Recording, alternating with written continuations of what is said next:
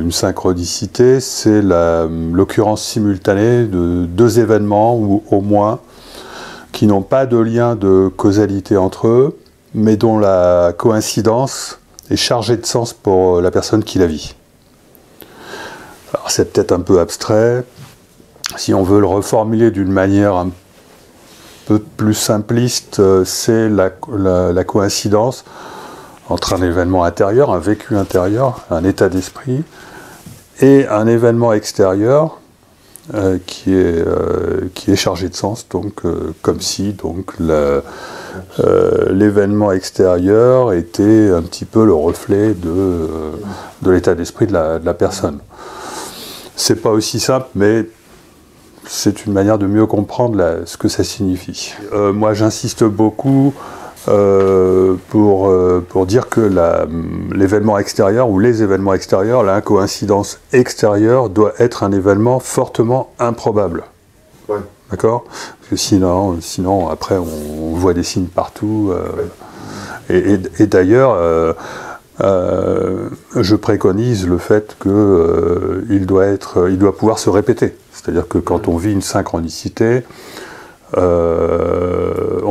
si on en vit plusieurs, au moins là, on a la certitude d'avoir une véritable synchronicité parce que c'est une cascade, quoi. Voilà. Ouais.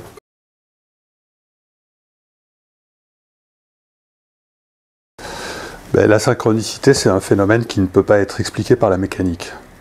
C'est un phénomène qui défie les lois de la mécanique. D'accord? Parce que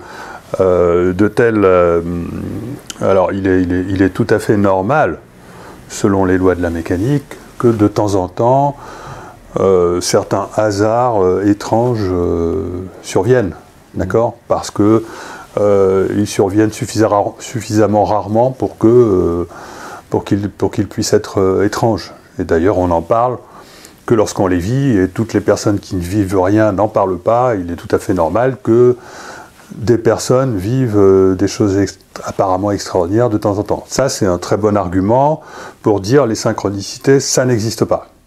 D'accord? Ça, c'est l'argument scientifique, pseudo-scientifique habituel. Le problème avec la synchronicité, c'est que les vraies synchronicités sont extrêmement improbables et de plus peuvent survenir en cascade et par-dessus le marché peuvent survenir donc en réponse à une attente, voire une demande. Et donc là, les lois de la mécanique sont complètement remises en question, puisque ça veut dire que la réalité ne se crée pas dans le temps comme on croit. Et effectivement, en physique, aujourd'hui, on s'aperçoit que la réalité ne se crée pas dans le temps comme on le croyait. Donc, il y a une convergence entre nos découvertes actuelles en physique et le phénomène de synchronicité, parce que nos découvertes actuelles en physique, et c'est tout mon travail, permettent de comprendre le phénomène de synchronicité à travers un mécanisme beaucoup plus élaboré, beaucoup plus subtil, et qui met en jeu notre conscience.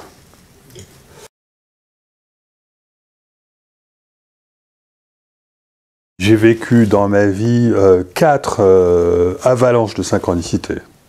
En général, c'était avant d'écrire mes livres, d'ailleurs, c'est ce qui a provoqué à chaque fois le fait que j'ai écrit un nouveau livre. Et quand je dis avalanche, c'est-à-dire c'est au moins 3-4 synchronicités, hein, qui n'en font qu'une.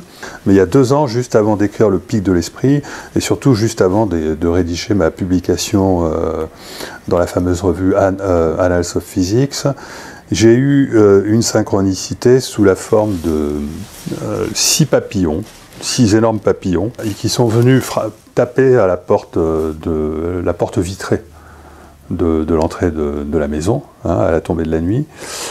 Et tout ça au milieu de plein d'autres événements. On a eu aussi 3 chevaux, 3 chamois qui ont eu un comportement anormal. Mais ce qui était de remarquable, c'était que ce jour-là était un jour où précisément je m'étais posé une question, j'avais même fait une demande en relation avec mon travail scientifique sur la synchronicité. D'accord ? C'est-à-dire que je cherchais le moyen d'arriver à une reconnaissance scientifique de la théorie que je propose, hein, de la théorie de l'espace-temps flexible, de la double causalité, etc. Et qui fait intervenir 6 dimensions additionnelles. C'est-à-dire ma théorie, je cherchais le moyen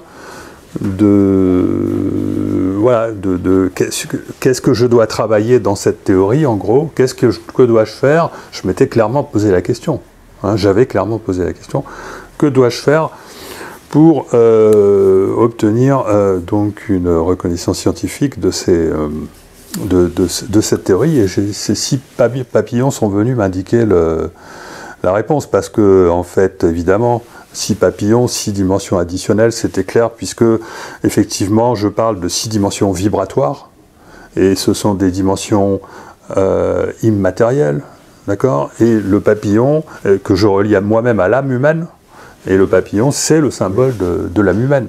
Et le papillon transporte avec lui le symbole de la survie, le symbole de la vibration, par l'intermédiaire de ses ailes, le symbole aussi du chaos qui permet justement à l'information de l'âme d'entrer dans la matière, hein, l'effet papillon. Et donc ça m'a apporté la réponse, c'est-à-dire que la réponse c'était que la solution ce serait pour moi de travailler cette histoire de 6 dimensions que j'avais empruntée. Bon, j'avais une idée intuitive à travers mes travaux sur le billard de où ça pouvait venir, mais je me voyais mal en train de justifier par mes travaux sur le billard de ces 6 dimensions-là. Et donc je me suis dit dans un premier temps, mais là, qu'est-ce qu'ils sont venus Je me suis dit, je vais quand même pas travailler sur la théorie des cordes, qui propose également 6 dimensions additionnelles. Et ça m'a travaillé, et finalement j'ai cherché comment je pourrais amener ces 6 dimensions à travers mes travaux sur le billard, et j'ai trouvé. Quelques mois après, quelques semaines, quelques mois après, j'ai trouvé. Et j'en ai fait une publication dont le titre est en anglais, enfin en traduit en français, un espace-temps classique discret aurait besoin de 6 dimensions additionnelles. Donc carrément, je les ai mis j'ai mis mes papillons dans le titre de ma publication scientifique.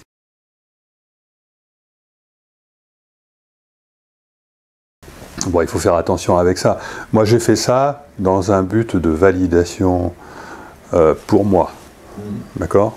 Et en choisissant, je l'ai fait dans une période de ma vie très instable, où très franchement, j'aurais pu changer, aller dans un sens, dans un autre. Enfin bon, j'ai profité d'un moment de grands changements dans ma vie.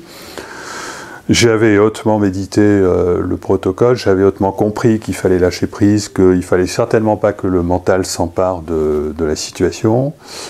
Et donc, c'est pas du tout, la synchronicité, c'est pas quelque chose qu'on peut provoquer au quotidien, hein. On peut provoquer exceptionnellement, durant certaines périodes de sa vie, où on a besoin de réponses à certains... Enfin alors, où on va basculer, enfin on risque de...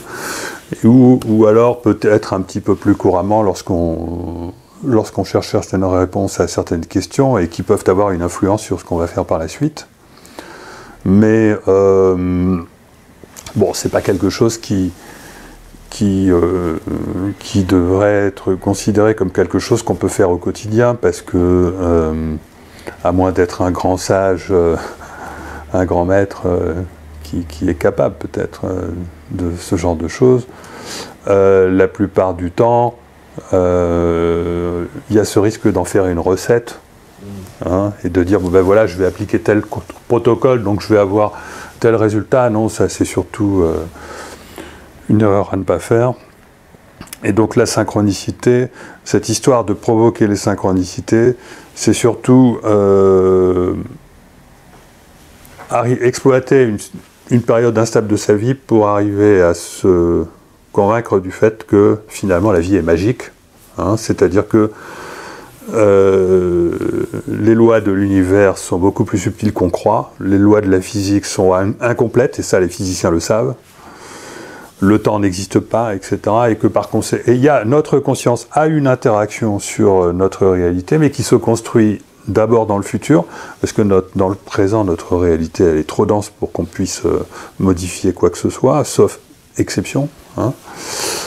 Donc la synchronicité, il faut faire attention à ne pas en faire quelque chose qui devienne une recette de développement personnel ou quelque chose comme ça. Voilà.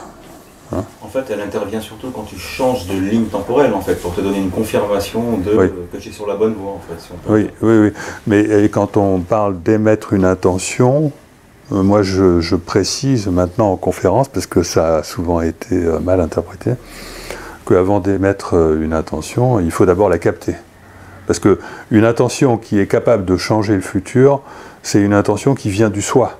C'est une intention donc qui vient du plus profond de soi, de quelque chose qu'on n'avait pas capté, et donc on était parti sur un chemin de vie où on ne se réalise peut-être pas, et si on fait un retour sur soi, à ce moment-là, on peut capter une intention qui permet de se réaliser, qui peut être quelque chose qui paraît complètement hors d'atteinte, comme un rêve qu'on ne croit pas possible. Mais si on a réussi à capter qu'on est cela, on est bel et bien, cette intention est bel et bien le reflet de qui nous sommes, à ce moment-là, on peut provoquer effectivement des synchronicités, au moment où on l'intègre, et à condition effectivement de faire attention à ce qui nous arrive, mais tout en lâchant prise, c'est-à-dire il ne s'agit pas du tout de surveiller les signes. Dès qu'on surveille les signes, c'est foutu. Le mental qui pointe dessus. Et voilà, c'est terminé.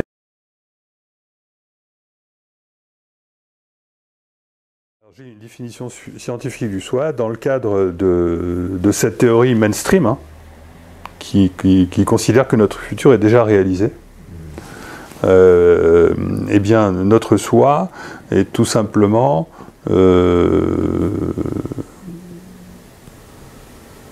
la personne qui a déjà réalisé la vie que nous sommes en train de vivre.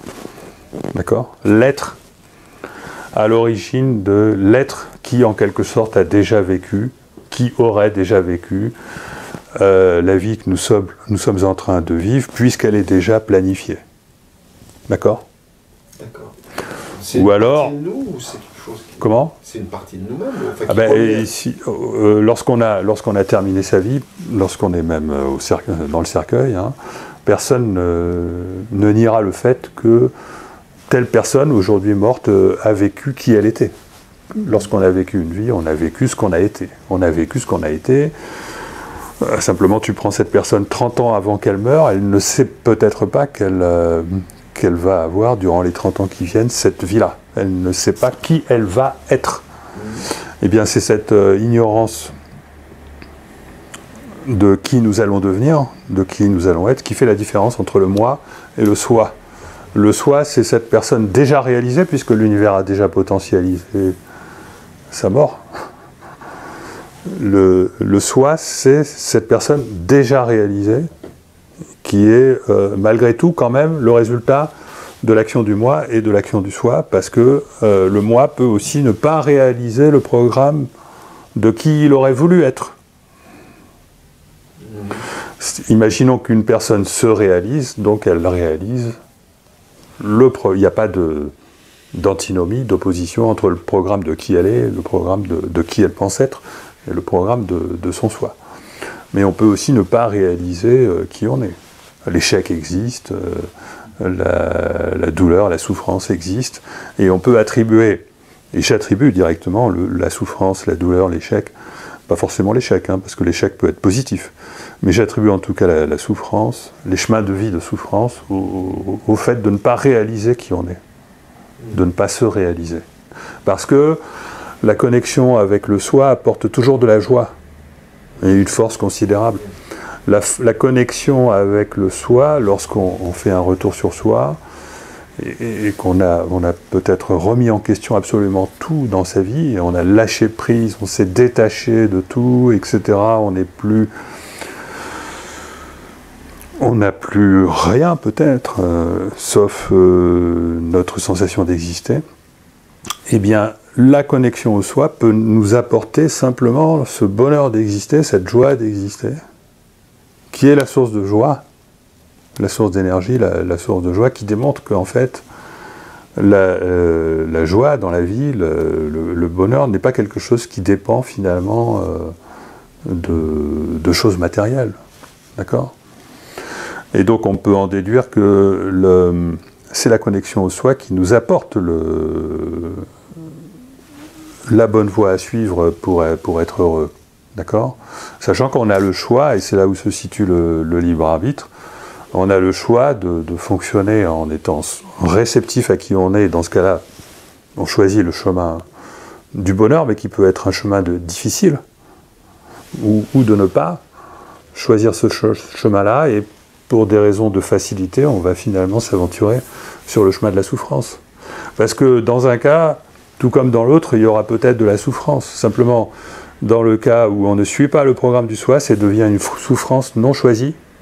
Tandis que dans le cas où on suit le programme du soi, c'est une souffrance choisie qui de ce fait n'est pas une souffrance parce qu'elle a été transmutée en travail.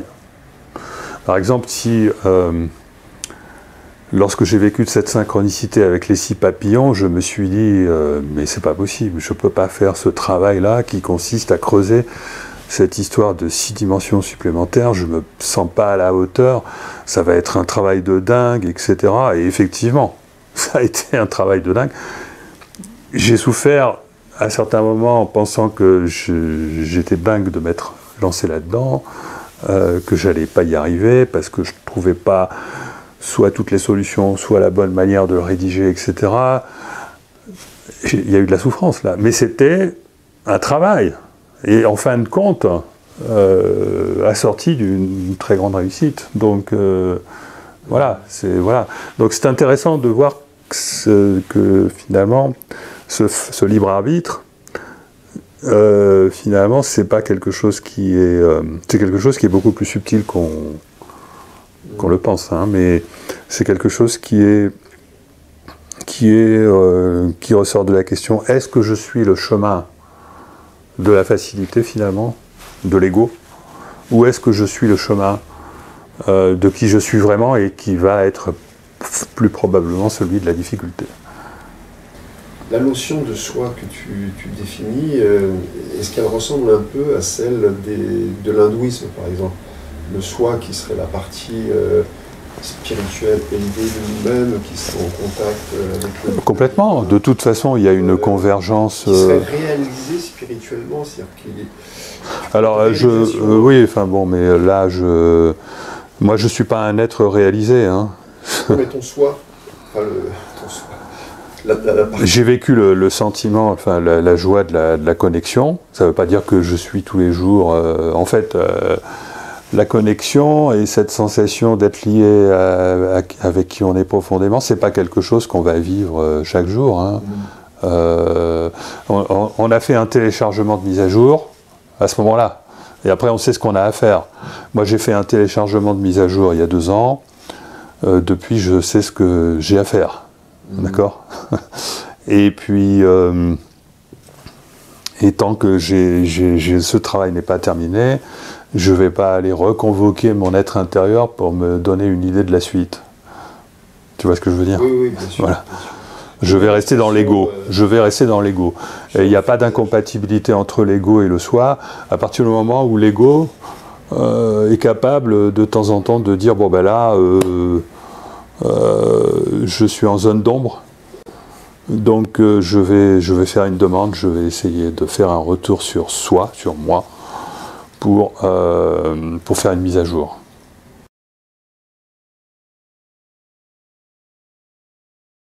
La voie qu'a choisie Romuald, que je respecte tout à fait, parce que elle me paraît juste, parce que bien sûr le rêve, à travers le chamanisme, a des potentialités. Moi, je ne suis pas quelqu'un qui se souvient aisément de ses rêves, hein. Je ne suis pas rentré dans la pratique qui consiste à les noter. J'ai pas trop souvent, je suis un mauvais dormeur. Mes rêves sont pas terribles aux limites, et donc je peux difficilement développer ça de mon côté. Le rêve, c'est le moi qui commence déjà à se détacher du corps, hein, à se déconditionner du mental, mais qui reste quand même dans sa bulle. Mais bon, ce déconditionnement permet déjà de lui faire vivre dans sa bulle des problématiques qui sont forcément en lien avec ce qui a besoin d'être débloqué pour justement une meilleure expression du libre arbitre et une meilleure réalisation dans le futur. Donc on va forcément lire dans ses rêves effectivement des indices qui vont nous mettre sur la voie, pour peu qu'on les mette qu'on s'en souvienne et qu'on les mette en balance avec ce qui arrive dans la vie réelle. Bon, ça c'est le travail de Romuald, que je respecte complètement. Mais moi je ne suis pas cette voie-là, parce que Romuald, lui, il suit une voie qui consiste à développer la synchronicité dans le but, effectivement, d'aboutir à un meilleur vécu quotidien, peut-être, de sa vie. Hein. Donc lui, il va carrément au niveau quotidien, peut-être même dans la thérapie, oui. Moi, ce qui m'intéresse, c'est pas le vécu, c'est le mental, paradoxalement. Même si j'ai bien compris que il vaut mieux pas que le mental se mêle des affaires de synchronicité, il se trouve que on a besoin, pour rentrer dans ce nouveau paradigme, de décoincer tous les scientifiques, de décoincer tous les rationalistes, de décoincer tous les pseudo-cartésiens, etc. Toutes ces personnes qui se disent avoir les pieds sur terre alors qu'elles sont complètement à côté de la plaque. C'est-à-dire que pour moi, le scientifique de base, il subit un tel formatage, un tel cloisonnement, et il est prisonnier d'un tel communautarisme qu'il est dans une prison. Et moi, j'essaie de le faire sortir de sa prison, parce qu'on a besoin des scientifiques, et je ne peux pas être le seul scientifique qui va permettre aux gens de sortir de prison. Donc moi, je suis déjà très fier d'être un précurseur à ce niveau-là, mais je veux aider les autres scientifiques à sortir de leur prison, parce qu'ils sont en train de faire de la science une technoscience qui va complètement nous déshumaniser. Et donc, ils sont complètement irresponsables. Voilà. Mais ils sont irresponsables parce qu'ils sont prisonniers. Voilà. Et donc moi j'essaie de débloquer, y compris à très haut niveau, parce qu'il se trouve que j'ai quand même la chance d'être respecté quand même par des physiciens qui sont des pointures, et qui sont en fait, dont je sais maintenant qu'un certain nombre sont tout à fait en accord avec moi, mais ne peuvent pas se permettre de le dire. On comprendra pourquoi. Et donc moi je joue un peu le rôle du franc-tireur, celui qui tire par ici, qui tire par là, qui dévoile tel truc, j'essaye de le faire d'une manière un peu subtile, hein, je suis obligé de déranger, mais pas trop, parce que sinon après on va me classer définitivement. Bon, alors je fais un peu le travail du trickster, hein, je fais le travail du trickster, qui amène petit à petit les scientifiques encore récupérables, hein, encore les récupérables, ceux qui sont encore récupérables, à suivre cette voie et à prendre le relais, parce que moi je ne vais pas faire ça tout le temps. Mais ça y est, c'est déjà gagné.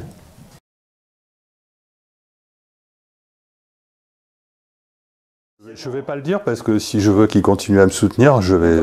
D'accord ? Ok. Par contre, non, mais il y a des résultats de la physique qui sont très importants et récents, pour montrer que finalement,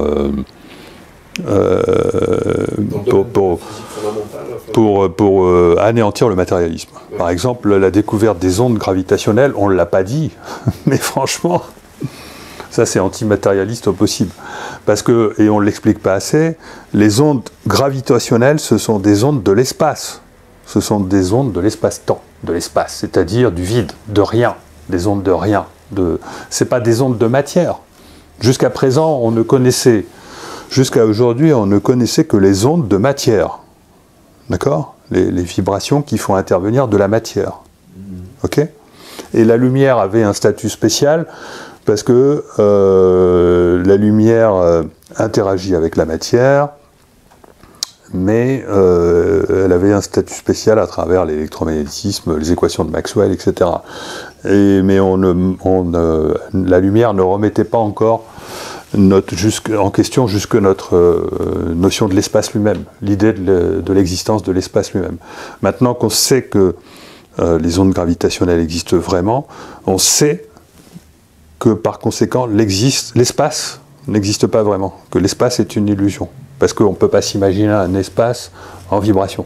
D'accord ? S'il y a un espace en vibration, ça veut dire que l'espace n'est pas de l'espace. Et d'ailleurs, on en a la confirmation, parce que s'il y a aussi des trous noirs, ça veut dire que l'espace n'est pas de l'espace. Enfin, bon, il y a l'espace. Bon, enfin voilà. Et ces ondes gravitationnelles, elles se propagent dans quoi? Parce qu'une onde dans l'eau, bon, c'est justement, vague. Dans rien. Elle se propage dans rien. C'est une abstraction. Ouais. Ça veut dire que l'espace est une abstraction. Ça veut dire que l'espace, ça reste un espace uniquement d'un point de vue abstrait, mais pas réel. Parce que la notion de réalité de l'espace que nous avons, elle n'est pas conforme au réel. Il n'existe pas un espace dans lequel un autre espace vibrerait. D'accord ? Et on ne peut pas s'empêcher de reprendre. Et en fait, ce que j'en pense, c'est que l'espace n'existe pas et que l'espace, c'est la conscience. C'est-à-dire que ce ne sont pas des vibrations de l'espace dont il est question. Ce sont des vibrations de la conscience, pas de la nôtre. Ce sont de la vibration de la conscience liée au plus gros objet de l'univers. Là, en l'occurrence, c'est la collision de trous noirs. D'accord ? Hein, la collision de trous noirs, ce sont de gros objets célestes qui... Voilà, et donc je pense que c'est... puisque je dis que c'est de la conscience, c'est au niveau de ces gros objets célestes que la conscience en question peut être ressentie. Mais à notre niveau, pas du tout, parce que ça nous dépasse très très largement. Par contre, nous, ce qui compte pour nous, c'est ce que j'appelle les ondes quanto-gravitationnelles. Quanto-gravitationnel, ça veut dire qu'il y a un facteur de l'ordre de 10 puissance 16 fois plus petit. D'accord ? Nous, peut-être que les ondes qui constituent notre conscience, les vibrations de notre conscience, sont des vibrations qui vont vers le 10 puissance moins 30, 10 puissance moins 35 mètres, alors que les vibrations correspondant aux ondes gravitationnelles, c'est 10 puissance moins 15, je ne sais plus, moins 18 peut-être, mètres. Donc il y a un rapport d'ordre de grandeur énorme entre les deux.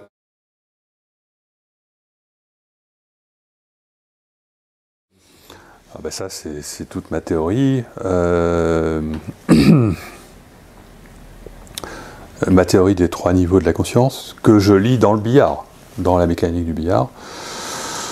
Pour faire bref, nous ne vivons pas dans un espace quadridimensionnel qui se crée autour du temps parce que ceci est impossible, dont le futur se crée dans le présent, parce que ceci est impossible, parce qu'il manque des informations. Hein. Si on veut faire les calculs en utilisant les lois de la physique, les lois de la mécanique de conservation de l'énergie, de la quantité de mouvement, voilà, enfin, etc., on a besoin d'introduire perpétuellement des informations additionnelles au niveau de toutes les interactions. D'accord ? Enfin, en fait, on n'a pas besoin immédiatement, mais si on accumule trop les interactions qui sont fondamentalement chaotiques, une interaction c'est fondamentalement chaotique parce que ça disperse les objets qui ont interagi de différentes façons. Bon, je ne vais pas rentrer dans le détail de la théorie du chaos, etc. Mais enfin, il faut savoir qu'il y a du chaos beaucoup plus que dans les systèmes dits chaotiques, par exemple. On ne sait pas qu'un billard, c'est quelque chose de chaotique, parce qu'on n'a pas l'habitude de dire que le chaos est dans le billard. Pourtant, c'est le cas. Hein. Mais le chaos est partout. Il est dans le cerveau, il est dans tous les systèmes complexes, dynamiques en général. Bon, ça, ce sont des thèmes de recherche de mon laboratoire. Et on ne devrait pas employer le terme de chaos, on devrait employer le terme de dispersion et donc de perte d'information. Le problème de l'entropie qui augmente tout le temps est lié à cette perte d'information. Donc tout ça, c'est des choses qui ont été mal comprises parce que les physiciens croient encore aujourd'hui, en grande masse, que l'entropie, effectivement, augmente tout le temps. Parce qu'ils oublient cette perte d'information qui est forcément compensé par un apport d'informations extérieures et par donc l'absolue nécessité de l'existence de dimensions additionnelles. D'accord ? Bon, ben ça, c'est mon approche. Hein. Moi, je suis persuadé d'avoir raison, mais bon, au moins je l'ai publié dans une belle revue. J'en parle depuis longtemps. Ça rejoint la théorie des cordes, ça rejoint d'autres approches. Des physiciens tout à fait en vue l'ont compris, me suivent, mais tant qu'on n'a pas abouti, on n'aboutit pas à une preuve expérimentale bien précise et il faut pas aller chercher ça dans la psychologie. C'est ça la difficulté hein, avec cette histoire, c'est que ces informations viennent pourtant de la conscience. Donc pour obtenir la preuve, il va bien falloir aller chercher quand même ailleurs que dans ce qu'on considère habituellement comme étant la matière. Hein, c'est-à-dire qu'on a besoin d'informations additionnelles pour déterminer le cours des événements. D'accord ? Et si on regarde la physique, en plus, ça ne fonctionne pas comme ça parce que le futur est déjà réalisé.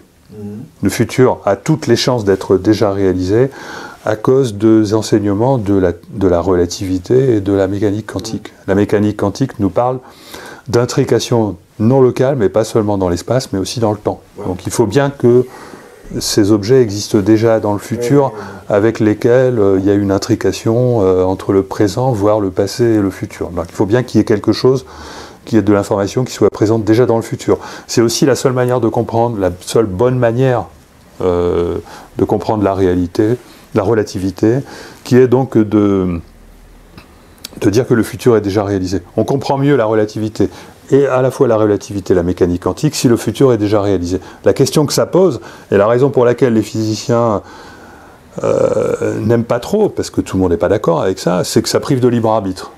Parce qu'il y a toujours des physiciens qui sont en accord avec le libre arbitre. Et donc moi, j'essaie de montrer qu'on peut très bien avoir un futur déjà réalisé, mais quand même avoir du libre arbitre. À travers la notion de commutation de lignes temporelles que je développe aujourd'hui dans mes publications, et c'est pour ça que je fais des travaux sur le billard, parce que les équations ne permettent pas de montrer ça. Avec les équations, de toute façon, supposent un cadre déterministe, qui est incompatible avec la réalité. Et les équations supposent en plus une continuité, la possibilité de diviser l'espace à l'infini, qui est incompatible avec la réalité. Par contre, la physique de l'information, donc le travail sur l'information, la physique que j'essaie de développer à travers la mécanique du billard, permet de comprendre comment est-ce qu'on peut conserver les mêmes des conditions initiales, une contrainte à la fois sur des conditions initiales et sur des conditions finales, et changer quand même la réalité. Parce que j'ai démontré, et je continue de démontrer, à travers mes travaux sur le billard, que pour relier des conditions initiales et des conditions finales bien précises, il peut exister plusieurs chemins. Donc après, ça fournit un cadre pour arriver à comprendre la flexibilité de l'espace-temps. C'est-à-dire que, voilà, imagine l'espace-temps comme un ensemble de tissus, de broderies, de fils, tu vois, bah tu les déplaces petit à petit, les uns les autres, tu vois, tu déplaces là où tu peux déplacer, puis petit à petit, tu bouges tout. D'accord ? Ce qui varie, c'est le chemin par lequel on va arriver au but. À force de changer les chemins, on finit par changer les buts eux-mêmes, on finit par changer tout. Mais c'est-à-dire que on commence par de petits changements, ensuite c'est ce qui permet de faire de moyens changements, les moyens changements permettent de faire de grands changements. Bon, nous, notre travail c'est plutôt les petits changements, et le travail du soi c'est plutôt les grands changements. Il est probable que notre futur ne soit pas aussi dense que notre présent, à cause de ça. Hein. Mais on peut fonctionner avec l'idée d'un futur déjà réalisé, mais mouvant, fluide. Un espace-temps fluide, un espace-temps qui n'est pas figé pour l'éternité. C'est ça le grand enseignement de la physique de l'information. Finalement, le temps est une illusion, quelque part. Oui. Enfin, nous, on a l'impression que le temps passe, mais le temps n'existe pas. Le temps, comme tu dis souvent, le temps n'existe pas. Bah justement, bonne... Alors, le temps n'existe pas, bon, c'est une façon de parler. Il faut expliquer ce que ça veut dire. Le temps n'existe pas, ça ne veut pas dire que le temps n'existe pas, évidemment. Le présent, il n'y a rien de... Il n'y a que ça qui existe. Le temps n'existe pas, ça veut dire qu'il n'existe pas. Un front du présent, avant lequel tout est déjà créé, après lequel rien n'est encore créé. Il n'existe pas ce front du présent, après lequel il n'y a rien, et donc le futur est en train d'attendre ce qui va arriver, et avant lequel c'est le passé, et donc ça a déjà été construit. Oui, c'est la vision classique. D'accord ? Parce que ce front-là n'existe pas. Parce que ce front-là, il implique un synchronisme, une synchronisation possible, une simultanéité possible qui en réalité n'existe pas. D'accord ? Ça, c'est archi prouvé. On peut résoudre très aisément ce problème en disant que non, le futur est déjà réalisé, et ça n'est pas incompatible avec le libre arbitre, tout simplement parce qu'on peut considérer le futur comme étant réalisé à la manière du parcours indiqué par un GPS sur un immense territoire. C'est-à-dire qu'à tout moment, l'humanité suit le trajet du super GPS qui nous emmène sur un territoire qui est le territoire du multivers, le multivers qui contient absolument toutes les possibilités d'événements qui peuvent survenir. Mais à un moment donné, il existe un tracé qui est notre futur actuel. D'accord ? Et ce tracé, il change, tout comme nous, quand on suit un GPS, eh bien, le trajet peut changer pendant qu'on est en train de suivre le GPS, parce que tout simplement, on peut aussi ne pas suivre le parcours indiqué, et il n'empêche que le GPS va en permanence recalculer notre parcours. Et ce recalcul de notre parcours, c'est une garantie que les lois de la physique continuent de fonctionner, malgré l'existence du libre arbitre. C'est-à-dire que le libre arbitre n'est absolument pas incompatible avec le futur déjà réalisé, à condition qu'il existe un multivers, et c'est le cas, au sein duquel notre univers peut adopter différents tracés.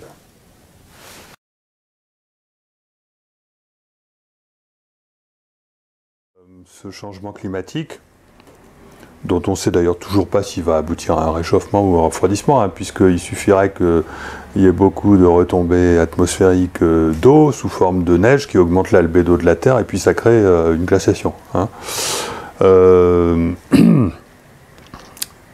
En tout cas, je pense que ce changement climatique, qu'il soit lié ou non à l'homme, je pense qu'il est probablement lié à l'homme, mais peut-être pas pour les raisons qu'on croit. Il arrive en synchronicité avec le changement de paradigme. Et je pense que là, il y a une véritable synchronicité, c'est-à-dire qu'on assiste à un effondrement de tous les systèmes qui sont fondés sur le mental. C'est-à-dire que, par exemple, tous les systèmes, comme en particulier donc notre système ultralibéral qui est basé sur la haute finance, qui est une... Bon, aujourd'hui, tout le monde se rend compte que c'est